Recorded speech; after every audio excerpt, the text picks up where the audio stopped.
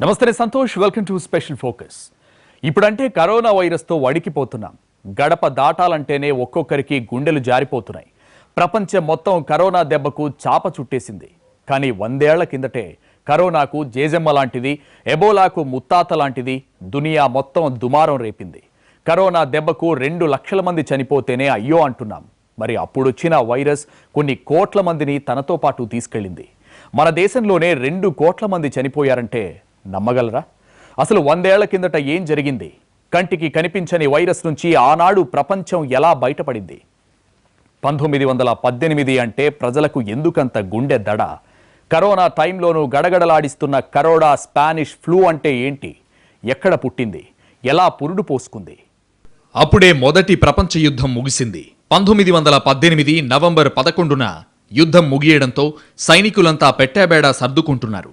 సొంత దేశాలకు, సొంతూళ్లకు వెళ్లడానికి బయలుదేరుతున్నారు. యుద్ధం ముగిసిందని, శాంతి నెలకొందని సంబరపడిన సైనికులకు, ప్రపంచ ప్రజలకు ఆ ఆనందం ఎంతో కాలం ఉండలేదు. ఎందుకంటే సైనికులు సొంతూళ్లకు వట్టి చేతులతో వెళ్లలేదు. ఓ వైరస్ను తమ బాడీల్లో ఎక్కించుకుని వెళ్లారు. అదేంటో వారికి తెలియదు. అసలు వైరస్ బారిన పడ్డామని కూడా వాళ్లకు తెలియదు. చనిపోయాక, మనుషులను వైరస్ వేటాడ్డం మొదలుపెట్టాక ప్రజలకు మరో భయం పట్టుకుంది. ఇంకో యుద్ధం మొదలైందని. ఎందుకంటే అప్పటికే ఒక యుద్ధంతో యావత్ ప్రపంచం చిన్నాభిన్నమైంది. దీన్నుంచి ఎప్పుడు కోలుకుంటామో తెలియని పరిస్థితుల్లో వైరస్ అటాక్ చేసింది. దీంతో మూలిగే దేశాలపై పిడుగుల కుండపోత కురిసినట్లయింది. 4 ఏళ్లకు పైగా హోరాహోరీగా జరిగిన మొదటి ప్రపంచ యుద్ధంలో లక్షల మంది చనిపోయారు. ఆయుధాలు అయిపోయాయి. యుద్ధం కూడా ముగిసింది. 1914 జూలై 28న మొదలైన ఫస్ట్ వరల్డ్ వార్ 1918 నవంబర్ 11న ముగిసింది. అప్పటికే ఆర్థికంగా, సామాజికంగా అన్ని దేశాల వెన్నెముకలు విరిగిపోయాయి. మళ్లీ కొత్త జీవితం మొదలుపెట్టాలి. యుద్ధ భూమి నుంచి సైనికులు తమ తమ స్థావరాలకు వెళుతున్నారు. అక్కడ కొద్దిసేపు రిలాక్స్ అయి సొంతూళ్లకు వెళదామనుకున్నారు. కానీ ఈలోపే వాళ్లను ఇంకో శత్రువు యుద్ధానికి రమ్మని పిలిచింది. అప్పటికే చిక్కి శల్యమైన దేశాలు, సైనికులు ఈ శత్రువుతో పోరాడలేక కోట్లాది ప్రాణాలను సమర్పించుకున్నాయి. కంటికి కనిపించే శత్రువుతో ఎలాంటి యుద్ధమైనా చేయొచ్చు. కంటికి కనిపించని వైరస్తో యుద్ధం ఎలా చేయాలి? అందుకే భయంకరమైన గాలికి ఆకులు కొట్టుకుపోయినట్లు ఈ వైరస్ దెబ్బకు కోట్లాది మంది చనిపోయారు. ఏ దేశంలో చూసినా శవాల గుట్టలే. కొన్ని చోట్ల శవాలను పూడ్చడానికి ప్లేస్ దొరక్క, కాల్చడానికి కట్టెలు దొరక్క అవస్థలు పడ్డారంటే ఈ తరం వాళ్లు నమ్మగలరా? అప్పటికే మొదటి ప్రపంచ యుద్ధంతో గుండెల మీద దాడులు చేయించుకున్న దేశాలన్నీ క్షణం కూడా గ్యాప్ ఇవ్వకుండా వచ్చిన వైరస్ అటాక్ చేసేసరికి ఏ దేశమూ తట్టుకోలేకపోయింది. ఇంతకీ ఆ వైరస్ ఏంటంటే స్పానిష్ ఫ్లూ. అవును, యాదృచ్ఛికం అనాలో, దేవుడి శాపం అనాలో, ఇంకేమనాలో తెలియదు. కానీ 100 ఏళ్లకొకసారి ఏదో ఒక మహమ్మారి విజృంభిస్తోంది. మానవాళిపై తీవ్ర ప్రభావం చూపిస్తోంది. లక్షల మందిని చంపేస్తోంది. ముందుగా 1720లో ప్లేగ్ విలయతాండవం చేసింది. 1820లో కలరా కల్లోలం రేపింది. ఇక 1918లో స్పానిష్ ఫ్లూ ప్రపంచంపై సంపూర్ణ దండయాత్ర చేసింది. కలరా వ్యాధి వచ్చిన మరో 100 ఏళ్లకు అంటే 1918లో స్పానిష్ ఫ్లూ వైరస్ వచ్చింది. ఈ ఫ్లూ పేరు చెబితే చాలు ఇప్పటికీ అంతా ఉలిక్కి పడతారు. 100 కోట్ల మంది ఈ వ్యాధి బారిన పడగా 6 కోట్ల మందికి పైగా చనిపోయారు. ఈ సృష్టిలో అతిపెద్ద విషాదం మిగిల్చిన అతి భయంకరమైన వ్యాధిగా స్పానిష్ ఫ్లూ గుర్తుండిపోతుందని అప్పట్లో చాలామంది చెప్పారు. ఇప్పుడు అదే జరుగుతోంది. 1918లో యుద్ధం ముగిసిన తర్వాత స్పెయిన్లో సైనికులంతా వాళ్ల రక్షణ కోసం, వాళ్ల విడిది కోసం ఏర్పాటు చేసుకున్న కందకాల్లో విశ్రాంతి తీసుకుంటున్నారు. అయితే విపరీతమైన అపరిశుభ్రత వల్ల కందకాలు కంపుకొట్టేవి. ఆ అపరిశుభ్రత వల్లే ఓ ఇరుకైన సైనిక శిబిరంలో ఫ్లూ అనే వైరస్ పుట్టిందట. అక్కడి నుంచి ప్రపంచమంతా వైరస్ విస్తరించింది. యుద్ధం కన్నా అత్యధిక ప్రాణనష్టాన్ని స్పానిష్ ఫ్లూ మిగిల్చింది. అప్పటి నుంచి ప్రపంచం చాలా మహమ్మారులను ఎదుర్కొంది. వాటిలో 3 ఫ్లూ విజృంభణలు ఉన్నాయి. కానీ 100 ఏళ్ల కిందటి స్పానిష్ ఫ్లూ అంత ప్రాణాంతకమైన, విస్తారమైన మహమ్మారి మరొకటి ఎదురు కాలేదు. వైరస్ స్పెయిన్లో పుట్టడం వల్ల ఆ వైరస్కు స్పానిష్ ఫ్లూ అని పేరు పెట్టారు. స్పానిష్ ఫ్లూ దాడి చేసినప్పుడు విమానయానం అంతగా అభివృద్ధి చెందలేదు. అన్ని దేశాలకు విమానాల సౌకర్యం లేదు. ప్రజా రవాణాకు మెరుగైన సౌకర్యాలు లేకపోయినా స్పానిష్ ఫ్లూ అన్ని దేశాలకు వ్యాపించింది. భూమి మీద మహమ్మారి భయంకర కోరల నుంచి తప్పించుకున్న ప్రాంతాలు చాలా తక్కువ. అది ప్రపంచవ్యాప్తంగా విస్తరించడం చాలా నెమ్మదిగా జరిగింది. విమానాల ద్వారా కాకుండా రైళ్లు నౌకల ద్వారా వ్యాపించింది. కొన్ని ప్రాంతాలు కొన్ని నెలలు సంవత్సరాల వరకు కూడా ఆ వైరస్ను తప్పించుకున్నా చివరికి ఆ ఫ్లూ దాడి చేసి వినాశనం సృష్టించింది. చరిత్రలో వైద్యపరంగా అత్యంత ఘోరమైన మానవ హననం అని స్పానిష్ ఫ్లూను అభివర్ణిస్తారు డాక్టర్లు. అందుకు కారణం ఆ ఫ్లూ చాలా మందిని చంపటం ఒకటే కాదు, చనిపోయిన వారిలో అత్యధికులు యువకులు, ఆరోగ్యవంతులు. సాధారణంగా ఆరోగ్యవంతమైన వ్యాధి నిరోధక వ్యవస్థ ఫ్లూను చక్కగానే ఎదుర్కోగలదు. కానీ ఈ వైరస్ మాత్రం రోగ నిరోధక వ్యవస్థను ముంచెత్తేంత వేగంగా దాడి చేసింది. ఫలితంగా ఆ వ్యవస్థ భారీ ఎత్తున అతిగా ప్రతిస్పందిస్తుంది. ఈ ఓవర్ రియాక్షన్ వల్లే మనిషిలోని ఊపిరితిత్తుల్లోకి ద్రవాలు వరదెత్తుతాయి. ఇతరత్రా ఇన్ఫెక్షన్లకు అది సరిగ్గా సరిపోయే రిజర్వాయర్ లాగా పనిచేస్తుంది. దాంతో ఫ్లూ బారిన పడిన మనుషులు వెంటనే మృత్యువాత పడతారు. స్పానిష్ ఫ్లూ విజృంభించినప్పుడు కూడా మాస్కులకు డిమాండ్ చాలా పెరిగింది. ఆసక్తికరమైన విషయం ఏంటంటే వృద్ధులు అంతగా దీని బారిన పడలేదు. బహుశా వారు 1830లలో మానవాళిలో వ్యాపించిన దీనికి దగ్గరగా ఉండే ఫ్లూ రకాన్ని తట్టుకోగలగటం ఇందుకు కారణం కావచ్చు. కానీ కరోనా అలా కాదు. చిన్నపిల్లలు, వృద్ధులనే ఎక్కువగా టార్గెట్ చేస్తోంది. కరోనా వైరస్ వల్ల వృద్ధులకు, ఇంతకు ముందే అనారోగ్యాలు ఉన్న వాళ్లకు ఎక్కువ ప్రమాదం ఉంటుందని భావిస్తున్నారు. మరణాల సంఖ్య చాలా తక్కువే అయినప్పటికీ 60 ఏళ్లకు మించిన వయసు వారిలో మరణాలు అత్యధికంగా ఉన్నాయి. 1918 జనవరిలో ఈ వైరస్ వ్యాప్తి మొదలైంది. 1920 డిసెంబర్తో ఈ మహమ్మారి కనుమరుగైంది. అంటే దాదాపు 2 ఏళ్ల పాటు ఈ వైరస్ తీవ్ర ప్రభావాన్ని చూపింది. ప్రపంచవ్యాప్తంగా స్పానిష్ ఫ్లూ సోకి 2 ఏళ్ల వ్యవధిలో కొన్ని కోట్ల మంది చనిపోయారంటే ఏ స్థాయిలో ప్రభావం చూపిందో అర్థం చేసుకోవచ్చు. మొదటి ప్రపంచ యుద్ధ సమయంలో శత్రువుల నుంచి కాపాడుకునేందుకు సైనికులు సొరంగాల మాదిరిగా పెద్ద పెద్ద కందకాలు తవ్వుకుని అందులో తలదాచుకునేవారు. అక్కడ ఏర్పడిన అపరిశుభ్రత వల్లే స్పానిష్ ఫ్లూ పుట్టింది. తొలుత ఓ సైనికుడిలో ఈ వైరస్ లక్షణాలు కనిపించాయి. తీవ్ర జ్వరం రావడం, చివరికి న్యూమోనియా బారిన పడి ఆ సైనికుడు మరణించాడు. ఆ సైనికుడి నుంచి మరికొందరు సైనికులకు ఈ వైరస్ వ్యాపించింది. అలా యూరప్ దేశాలకు ఇది విస్తరించింది.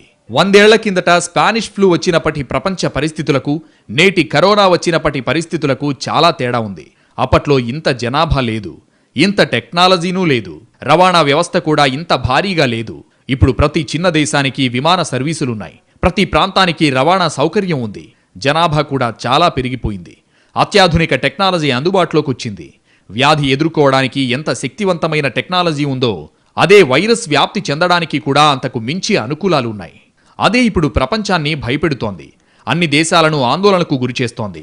వైరస్ వ్యాప్తి చెందకుండా ఎన్ని చర్యలు తీసుకుంటున్నా కరోనా మాత్రం తన పంజా విసురుతూనే ఉంది. 100 ఏళ్ల కిందట వచ్చిన స్పానిష్ ఫ్లూ ప్రపంచాన్ని అటాక్ చేసిన టైంలో ఇప్పుడు గొప్పగా చెప్పుకునే అమెరికా, జర్మనీ, ఫ్రాన్స్, లండన్లలో కూడా వైద్య వసతులు అంతంత మాత్రమే. విదేశాల్లోనే వైరస్ను ఎదుర్కొనే వ్యాక్సిన్లు కానీ, టీకాలు కానీ లేవు. ఆ టైంలో పూర్తిగా బ్రిటిషోళ్ల హస్తాల్లో ఉన్న మన దేశంలో ఆనాటి పరిస్థితులు ఎంత దారుణంగా, ఎంత దయనీయంగా ఉండేవంటే ఏ చిన్న రోగానికి వైద్య వసతులు లేవు. అలాంటి సమయంలోనే మన దేశం స్పానిష్ ఫ్లూ బారిన పడింది. 2 కోట్ల మందిని వైరస్ బలి తీసుకుంది. 100 ఏళ్ల కిందట ఇండియా ఎలా ఉండేదంటే ఇప్పుడున్న ఎలాంటి వసతులు అప్పుడు లేవు. పైగా బ్రిటిష్ వాళ్ళ పాలన. ఆనాటి దుర్భర పరిస్థితుల్లో స్పానిష్ ఫ్లూ మన దేశానికి వ్యాప్తి చెందింది. మందు మాకు లేవు, వ్యాక్సిన్లు లేవు. చిన్న రోగం వస్తేనే చనిపోయే దయనీయ పరిస్థితి నాటి భారతీయులది. అలాంటి స్పానిష్ ఫ్లూ దెబ్బకు దేశం మొత్తం అల్లకల్లోలమైపోయింది. ఎక్కడ చూసినా శవాల గుట్టలే. అప్పట్లో గాంధీ కూడా స్పానిష్ ఫ్లూ బారిన పడ్డాడు. కొన్నాళ్లకు కోలుకున్నారు. కానీ సామాన్య ప్రజలు మాత్రం సరెండర్ అయిపోయారు. 1918లో ఇండియా జనాభా 25 కోట్లు. ఇప్పుడే ఇంకా చాలా ప్రాంతాల్లో వసతులు లేవని చెప్పుకుంటున్నాం. అంటే అప్పట్లో పరిస్థితి ఎలా ఉండేదో ఊహించుకోండి. 25 కోట్ల జనాభాలో స్పానిష్ ఫ్లూ వల్ల 2 కోట్ల మంది చనిపోయారంటే 100 ఏళ్ల కిందటి భరతమాత ఎంతటి అసౌకర్య దయనీయ స్థితిలో ఉందో చూడండి.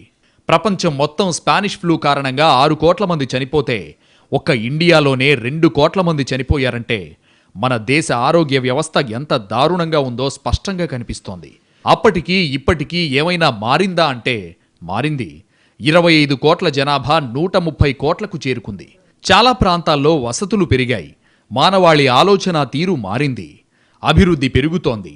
కానీ వైద్య వ్యవస్థ మాత్రం అప్పటికీ ఇప్పటికీ పెద్దగా మారిందేమీ లేదనే చెప్పుకోవాలి. కాకపోతే అప్పుడు బ్రిటిషోళ్లు, ఇప్పుడు మన పాలకుల చేతుల్లో భరతమాత భారీమాత అవుతోంది తప్ప మెరుపులేమీ లేవు. కరోనా వచ్చి నెలలు గడుస్తున్నా లాక్డౌన్ తప్ప దాన్ని ఎదుర్కొనే మందు కూడా మన దగ్గర లేదు. ఇదంతా సరే, ఇంతకీ స్పానిష్ ఫ్లూ ఇండియాకు ఎలా వచ్చింది? స్పానిష్ ఫ్లూనే బాంబే ఫ్లూ అంటారా? సుమారు 2 కోట్ల భారతీయుల ప్రాణాలు తీసిన నాటి వైరస్ మహాత్మా గాంధీకి సైతం సోకింది. చాలా జాగ్రత్తలు తీసుకున్న గాంధీ వైరస్ నుంచి ఎలాగోలా కోలుకున్నారు. కాకపోతే ఈ వైరస్ ఇండియాలోకి రావడమే అప్పట్లో పెద్ద సంచలనం. ఇండియాలో ఫస్ట్ ఈ వైరస్ అప్పటి బొంబాయిలో వెలుగు చూసింది. అందుకే దీన్ని బాంబే ఫ్లూ, బాంబే వైరస్ అనే పేర్లతో కూడా పిలిచేవాళ్లు. మొదటి ప్రపంచ యుద్ధం ముగిశాక భారత సైనికులు ఇండియాకు బయలుదేరారు. అలా వచ్చిన సైనికులు బొంబాయి ఓడరేవులో దిగారు. వాళ్లలో ఓ సైనికుడికి వైరస్ సోకింది. బొంబాయికి రావడంతోనే వైరస్తో వచ్చాడు. అయితే ఈ విషయం వెంటనే తెలియలేదు. తీవ్రమైన జ్వరంతో బాధపడుతున్న అతడికి మలేరియా వచ్చిందేమోనని వైద్యులు భావించారు. వైద్య పరీక్షల్లో మలేరియాకు సంబంధించిన లక్షణాలేవీ కనిపించలేదు. కొద్ది రోజులకు అతడు చనిపోయాడు. అయితే అంతకుముందే ఆ వ్యాధి అతడి నుంచి ఇతరులకు సోకింది. చాప కింద నీరులా బాంబే మొత్తం విస్తరించింది. ఒకరితో మొదలైన అంతుబట్టని వ్యాధి వేల మందికి చేరింది. ఈ వైరస్ను అప్పటి బ్రిటిషోళ్లు పెద్దగా పట్టించుకోలేదు. ఫలితంగా మరణాల సంఖ్య అంచనాలకు అందనంతగా పెరిగింది. 1918లో బాంబేలో మొదలైన ఈ వైరస్ రాష్ట్రాలు దాటింది. అప్పట్లో రవాణా సదుపాయాలు అంతగా లేకున్నా అత్యంత వేగంగా ఇది విస్తరించింది. ఈ వైరస్ చివరికి గుజరాత్లోని గాంధీ ఆశ్రమాన్ని సైతం తాకింది. అప్పట్లో గాంధీకి 48 ఏళ్ల వయస్సు. దక్షిణాఫ్రికా నుంచి తిరిగొచ్చిన తర్వాత 4 ఏళ్లుగా గాంధీ ఆ ఆశ్రమంలోనే ఉండేవారు. ఆయన సహచరుల్లో కొందరికి ఈ వైరస్ సోకింది. దీనివల్ల గాంధీ సుదీర్ఘకాలం స్పానిష్ ఫ్లూ వ్యాధితో పోరాడాల్సొచ్చింది. అయితే ఆయన తగిన ఆహార నియమాలను పాటించడం ద్వారా ఫ్లూను ఎదుర్కొన్నారు. ఆశ్రమంలో ఉన్న గాంధీ సహచరులు కూడా వైరస్ను జయించారు. ఆ సమయంలో గాంధీ కేవలం ద్రవ పదార్థాలను మాత్రమే ఆహారంగా తీసుకునేవారు. రోగ నిరోధక శక్తిని పెంపొందించుకోవడం ద్వారా వ్యాధిని అదుపు చేయగలిగారు. ఈ వ్యాధి కేవలం పశ్చిమ, ఉత్తర భారతదేశానికే పరిమితం కాలేదు. దక్షిణ భారతావనిని వణికించింది. అత్యంత వేగంగా విస్తరించిన ఈ వైరస్ వల్ల అప్పట్లో హాస్పిటళ్లలో రోగులకు సరిపడా పడకలు కూడా ఉండేవి కావు. వైద్య సదుపాయాలు కూడా అంతంత మాత్రమే. వ్యాధిని గుర్తించినా వెంటనే వైద్యం చేయలేని పరిస్థితి. హాస్పిటళ్లలో ఖాళీ లేక ఇంటి వద్దే చావు కోసం ఎదురు చూసేవాళ్లు కోకొల్లలు. దేశానికి పట్టిన ఈ దుస్థితిని చూసి స్వాతంత్ర సమరయోధులు బ్రిటిష్ పాలకుల నిర్లక్ష్యంపై గళమెత్తారు. అయినా ఎలాంటి ఫలితమూ కనిపించేది కాదు. అప్పట్లో బ్రిటిష్ పాలకులు ఈ వ్యాధి నియంత్రణకు కట్టుదిట్టమైన చర్యలేవీ తీసుకోలేదు. ఆ వ్యాధి తమకు సోకకుండా జాగ్రత్త పడేవారు. కానీ రోగులకు సదుపాయాల కల్పన విషయంలో మాత్రం అస్సలు దృష్టి పెట్టేవాళ్లే కాదు. అప్పట్లో వైరస్లను ఎదుర్కొనే యాంటీబయాటిక్స్ అందుబాటులోకి రాలేదు. విదేశీ ఔషధాలు ఇండియాలో లభ్యమయ్యేవి కావు. కేవలం నాటు వైద్యం, ఇతర ఔషధాలతోనే ఈ వైరస్ను ఎదుర్కోవాల్సొచ్చింది. ఈ వ్యాధి వల్ల ఎక్కువ శాతం మహిళలే చనిపోయారు. పోషకాహార లోపం, అపరిశుభ్రత వంటివి వైరస్కు మరింత సహకరించాయి. దక్షిణ భారతంలో తీర ప్రాంతవాసులే ఎక్కువగా ఈ వ్యాధికి బలయ్యారు. ఇండియాలో 6% ప్రజలను ఈ వైరస్ పొట్టనబెట్టుకుంది. ముఖ్యంగా కలకత్తా, బొంబాయిలోని మురికివాడల్లో వైరస్ కదం తొక్కింది. స్పానిష్ ఫ్లూ వచ్చినప్పటి భారతీయుల పరిస్థితి తలచుకుంటే ఇప్పటికీ నిద్రపట్టదు. ఆత్మీయులు అలా కళ్ల ముందే చనిపోతుంటే రక్షించుకోలేని దుస్థితిలో ప్రజలు అల్లాడిపోయారు. చివరికి శవాలను కాల్చేందుకు కట్టెలు కూడా దొరికేవి కావు. కాశీలో గంగానదీ తీరంలో శవాలు గుట్టలుగా కనిపించేవి. వైరస్ వల్ల ప్రజలు ఉపాధి కోల్పోయారు. కరువు పరిస్థితులు నెలకొన్నాయి. వ్యవసాయం చేయలేక ఉద్యోగాల కోసం నగరాలకు వలస వెళ్లడంతో వైరస్ మరింత వ్యాపించి మరణాల సంఖ్య రెండింతలైంది. 1918లో మొదలైన స్పానిష్ ఫ్లూ 1920 వరకు కొనసాగింది. ఇది కరోనాలాగే రోగ నిరోధక శక్తి తక్కువగా ఉండే వృద్ధులను బలి తీసుకుంది. ఆ తర్వాత మరింత ముదిరి యువతను సైతం చంపడం మొదలుపెట్టింది. ప్రజల ఆగ్రహ జ్వాలలు, పాలకుల్లోనూ ప్రాణభయం వల్ల రోగులకు సదుపాయాలు మెరుగుపడ్డాయి. పాలకులు ఈ వైరస్కు మందులను అందుబాటులోకి తెచ్చి చికిత్స అందించారు. ఫలితంగా వ్యాధి క్రమేణా అంతమైంది. ఈ వైరస్ ఏ జంతువుల నుంచి పుట్టలేదు. కేవలం అపరిశుభ్రత వల్ల మాత్రమే పుట్టింది. అందుకే అప్పట్నుంచే విపరీతంగా మాస్కులు వాడటం, హ్యాండ్ గ్లౌజులు వేసుకోవడం, పరిసరాలను శుభ్రంగా ఉంచుకోవడం ప్రతి ఒక్కరూ పాటించాలని చెప్పేవాళ్లు. స్పానిష్ ఫ్లూకు, కరోనా వైరస్కు దగ్గర పోలికలున్నాయని WHOనే చెబుతోంది. ఇవి రెండూ వేర్వేరు దేశాల్లో వెలుగు చూసినప్పటికీ ప్రజల ప్రాణాలను హరిస్తున్న తీరు ఒకేలా ఉందంటున్నారు నిపుణులు. జ్వరం, న్యూమోనియా స్పానిష్ ఫ్లూ లక్షణాలు. కరోనా కూడా జ్వరంతో పాటు ఊపిరితిత్తులపై ప్రభావాన్ని చూపి శ్వాస సంబంధ సమస్యతో మనిషి మరణించేలా చేస్తుంది. ప్రపంచాన్ని గడగడలాడిస్తున్న కరోనా కట్టడికి త్వరలో మందులు, టీకాలు వస్తాయా? రాకపోతే మనుషుల పరిస్థితి ఏంటి అన్న ఆలోచనలు ఎంతో మందిలో ఉన్నాయి. మరి ఇంతకుముందు ఇలాంటి మహమ్మారులు రాలేదా అంటే చాలానే వచ్చాయి. కొన్నింటికి టీకాలు కనుక్కున్నారు, మరికొన్నింటికి చికిత్సలు కనిపెట్టారు. కానీ ప్రస్తుత కరోనా మహమ్మారి శక్తి మాత్రం పాత వైరస్ల కంటే ఎక్కువ బలాన్ని పుంజుకుని మానవాళిపై దాడి చేస్తోంది. కరోనాను మించిన కరోడాలు చాలా ఉన్నాయి, కానీ కరోనా మాత్రం పాత జ్ఞాపకాలన్నీ నెమరు వేసుకునేలా చేస్తోంది. దెబ్బ అదుర్స్కదు అనిపిస్తోంది. అయినా కరోనాపై సాగుతున్న పోరులో ప్రాణాలను కూడా లెక్క చేయకుండా పనిచేస్తున్నారు వైద్యులు. వైరస్ పొంచి ఉందని తెలిసినా కరోనా బాధితులకు అండగా నిలుస్తూ సేవలందిస్తున్నారు. అయితే మానవాళిపై మొదట్నుంచి ప్రాణాంతక మహమ్మారులు దాడులు చేస్తూనే ఉన్నాయి. ఎంతో మందిని పొట్టన పెట్టుకుంటూనే ఉన్నాయి. కరోనా కంటే పెద్ద పెద్ద వైరస్లను మన తాతలు ముత్తాతలు చూశారు. కానీ ఇది మాత్రం దశావతారం చూపిస్తోంది.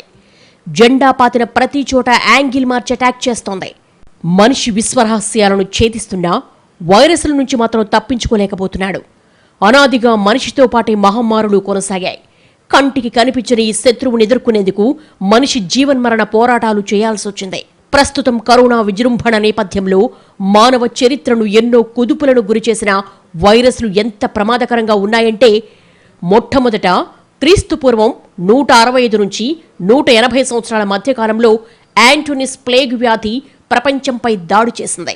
అప్పట్లో మందు మాకు నాటు వైద్యం ఏదీ లేదు. అందుకే మహమ్మారి దెబ్బకు 50 లక్షల మంది ఠా అన్నారు. అంతేనా అనుకోకండి, అప్పటి ప్రపంచ జనాభాలో అది చాలా ఎక్కువ. ఆ తర్వాత 541 సంవత్సరంలో జస్టీనియస్ ప్లేగ్ వ్యాధి దునియాపై దండెత్తింది. ఏముంది, 5 కోట్ల మందిని హాంఫర్ట్ చేసేసింది. మళ్లీ 200 ఏళ్లకు అంటే సరిగ్గా 735వ సంవత్సరంలో జపనీస్ స్మాల్ ఫాక్స్ అటాక్ చేసింది. 10 లక్షల మందిని పొట్టన పెట్టుకుంది. అప్పటి నుంచి 500 ఏళ్లు అన్ని మహమ్మారులు ఎందుకో ప్రపంచంపై ఎక్కడలేని జాలి చూపించాయి. ఒక్క వైరస్ రాలేదు. హమయ్య అని ఊపిరి పీల్చుకునేలోగా వచ్చింది బుబోనిక్ ప్లేగు. దీన్ని బ్లాక్ డెత్ గా కూడా పిలిచేవాళ్ళు. ఎందుకంటే ఇది 1345వ సంవత్సరంలో అటాక్ చేసింది. వచ్చిన 4 ఏళ్లలో అప్పటి ప్రపంచ జనాభాలో సగానికంటే ఎక్కువైన 20 కోట్ల మందిని చంపేసింది. 1520లో వచ్చిన మసూచి 5.5 కోట్ల మందిని మట్టుబెట్టింది. 1600 సంవత్సరంలో వచ్చిన ప్లేగు వ్యాధి 30 లక్షల మందిని, 1700వ సంవత్సరంలో వచ్చిన ప్లేగు 6 లక్షల మందిని బలి తీసుకుంది. ఆ తర్వాత 1800 చివర్లో వచ్చిన ఎల్లో ఫీవర్ మళ్లీ ఘోరంగా దెబ్బతీసింది. 15 కోట్ల మందిని చంపేసింది. అంతేనా, 1817 నుంచి 1923 వరకు 6 సార్లు అటాక్ చేసిన కలరా మొత్తం 10 లక్షల మందిని పడుకోబెట్టింది. 1855లో వచ్చిన సూడో ప్లేగు వల్ల 1,20,00,000 మందికి పైగా చనిపోయారు. 1889లో వచ్చిన రష్యన్ ఫ్లూ వల్ల 10 లక్షల మంది మృత్యువాత పడ్డారు. ఇక ఇప్పుడు మనం చెప్పుకున్న స్పానిష్ ఫ్లూ 1918లో వచ్చింది. దీనిలాగే కరోనా కూడా తిరగబెడుతుందని ప్రపంచం భయపడుతోంది. ఆ తర్వాత 1957లో ఏషియన్ ఫ్లూ వల్ల 11 లక్షల మంది మరణించారు. 1968లో హాంకాంగ్ ఫ్లూ వల్ల 10 లక్షల మంది చనిపోయారు. 1981లో ఎయిడ్స్ వ్యాధికి 3.5 కోట్లకు పైగా బలయ్యారు. SARS, swine flu, MERS, Ebola లాంటి వైరస్లు ఎన్నొచ్చినా ఏవీ పెద్దగా మనుషులను అటాక్ చేయలేకపోయాయి. కానీ ఎబోలా తర్వాత వచ్చిన కరోనా మాత్రం కాకరేపుతోంది. డైరెక్ట్ గా స్పానిష్ ఫ్లూనే ఢీకొట్టాలని సై అంటే సై అంటోంది. అదే ఇప్పుడు అన్ని దేశాలను టెన్షన్ పెడుతోంది. మరి వీలైనంత త్వరలోనే కరోనాకు మందు కనుక్కొని వైరస్ కు చెక్ పెడతారో లేదంటే సరెండర్ అవుతారో